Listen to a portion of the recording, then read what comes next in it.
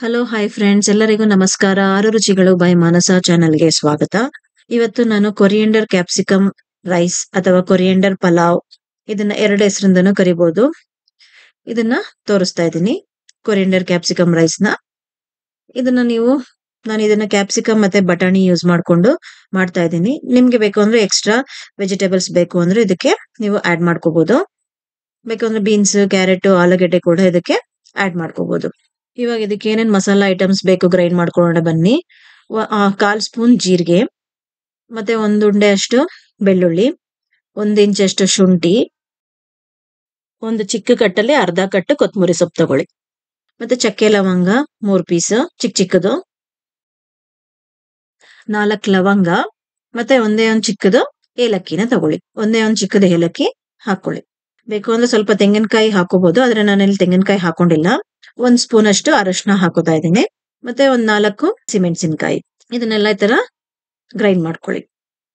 ಇವಾಗ ಬಾಣ್ಲಿಗೆ ತುಪ್ಪ ಮತ್ತೆ ಸ್ವಲ್ಪ ಎಣ್ಣೆನು ಹಾಕೊಳ್ಳಿ. 1-2-3 ಸ್ಪೂನ್ ತುಪ್ಪ ಮತ್ತೆ 1-2-3 ಸ್ಪೂನ್ ಎಣ್ಣೆ ಹಾಕೊಂಡು 1 ಸ್ಪೂನ್ ಅಷ್ಟು ಜೀರಿಗೆ ಸ್ವಲ್ಪ ಫ್ರೈ ಆದ್ರೆ ಸಾಕು.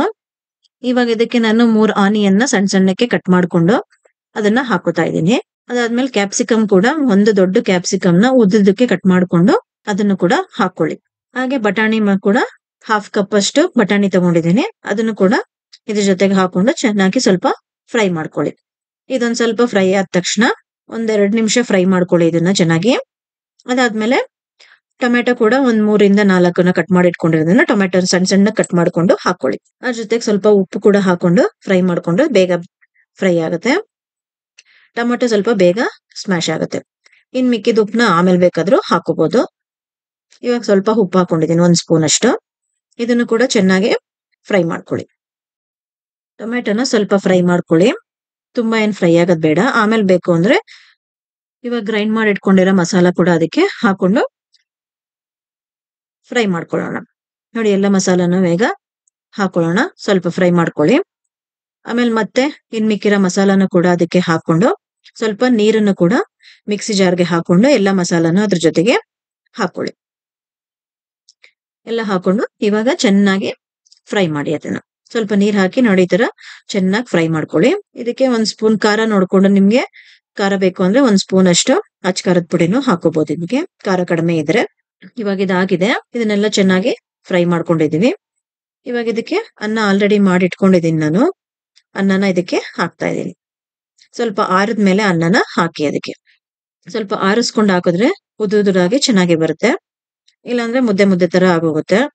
ಅದಕ್ಕೆ ಸ್ವಲ್ಪ ಆರಿಸ್ಕೊಂಡು ಅನ್ನನೆಲ್ಲ ಹಾಕೊಂಡು ಚೆನ್ನಾಗಿ ಮಿಕ್ಸ್ ಮಾಡ್ಕೊಳ್ಳಿ. ನೋಡಿ, ಇವಾಗೆಲ್ಲ ಅನ್ನನೂ ಇದಕ್ಕೆ ಹಾಕ್ತಾ ಇದ್ದೀನಿ. ಇವಾಗ ಇದನ್ನ ಚೆನ್ನಾಗಿ ಮಿಕ್ಸ್ ಮಾಡ್ಕೊಳ್ಳೋಣ. ನಿಮ್ಗೆ ಹುಳಿ ಬೇಕು ಇನ್ನ ಅಂತಂದ್ರೆ ಲೆಮನ್ ಕೂಡ ಮೇಲ್ಗಡೆ ಹಾಕೋಬಹುದು. ನಾನೇನ್ ಹಾಕಿಲ್ಲ ಇದಕ್ಕೆ ಲೆಮನ್. ನಿಮಗ್ ಬೇಕು ಅಂದ್ರೆ ಹುಳಿ ಸ್ವಲ್ಪ ಖಾರ ಜಾಸ್ತಿ ಆಯ್ತು ಅಂತಂದ್ರೆ ಲೆಮನ್ ಕೂಡ ಮೇಲ್ಗಡೆ ಹಾಕೋಬಹುದು. ಇದಕ್ಕೆ ನೀವು ರಾಯ್ತಾ ಕೂಡ ಮಾಡ್ಕೊಂಡು ತಿನ್ಬೋದು. ಹಾಗೆ ಖಾರ ಇಷ್ಟ ಇರೋರ್ಗೆ ಹಾಗೆ ಕೂಡ ತಿನ್ಬೋದು. ಇವಾಗ ಇದನ್ನೆಲ್ಲ ಚೆನ್ನಾಗಿ ಮಿಕ್ಸ್ ಮಾಡ್ಕೊತಾ ಇದೀನಿ.